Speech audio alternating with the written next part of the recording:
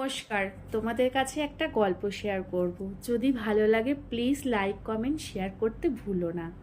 গল্পটা হচ্ছে যে একটা মেয়ে সব পারে, কিন্তু তার নিজের ভালোবাসার মানুষটাকে কোনো দিন অন্য কোনো নারীর কাছে শেয়ার করতে পারে না। সে হচ্ছে একটা গল্প বলি শোনো। একজন আপু তার হাজবেন্ডকে প্রতিনিয়ত বলতো যে আমি মরে গেলে তুমি একটা বিয়ে করো। কারণ হলো আপু ভীষণ অসুস্থ ছিল, সে নিজেও জানতো সে আর বেশি দিন এই পৃথিবীতে নেই। সে বলতো, তার হাজবেন্ড বলতো, না আমি আর তোমাকে ছাড়া জীবনে আর অন্য কোনো নারীর কথা ভাবি না, আর আমি কোনোদিন অন্য নারীর কাছে যাব না। তখন বলতো, কেন তুমি যাবে না কেন?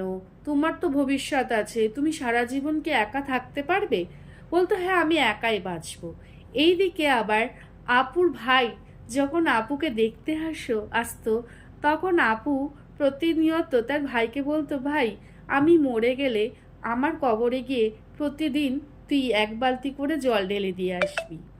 তো আপু একদিন তার হাজবেন্ডকে রাত্রেবেলায় হঠাৎ বলছে যে তুমি না এক কাজ করবে, যখন দেখবে আমার মরে গেলে আমার কবর যেদিনকে পুরো শুকনো কাঠ হয়ে যাবে, সেদিন তুমি আরেকটা বিয়ে করো।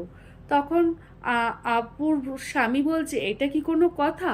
বলছে, হ্যাঁ এটাই কথা। তুমি যখন আমার কবরটা একদম শুকিয়ে কাঠ হয়ে যাবে, সেদিন তুমি আরেকটা বিয়ে করো। কিন্তু এইদিকে আপু তার ভাইকে বলেছে প্রতিদিন এক বালতি করে তার কবরে জল দিতে যখন সে মরে যাবে। তো একদিন সত্যি কথা বলতে আপু একদিন মারা গেলেন। তো আপুর ভাই কি করতো, মারা যাওয়ার পর সে প্রতিদিন এক বালতি করে জল তার কবরে গিয়ে ঢেলে দিয়ে আসতো। এরকম ঢালতে ঢালতে একদিন হঠাৎ আপুর ভাইয়ের সাথে তার জামাইবাবুর দেখা হয়। তা সে জিজ্ঞাসা করে যে তুমি জল ঢালতে আসছো তোমার দিদির কবরের ওপর? তখন বলছে যে না এমনি, প্রথমে বলতে চাইনি, তারপর বলছে তুমি বলো কেন।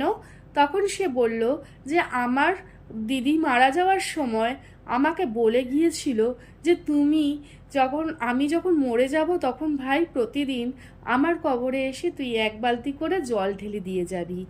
তাই আমি প্রতিদিন এসে এক বালতি করে জল ঢেলে দিয়ে যাই। কিন্তু এইদিকে আপু তার স্বামীকে বলে গিয়েছিল যে আমি মরে গেলে যখন দেখবে আমার কবরটা একদম শুকনো কাঠ হয়ে যাবে, তখনই তুমি আরেকটা বিয়ে করবে।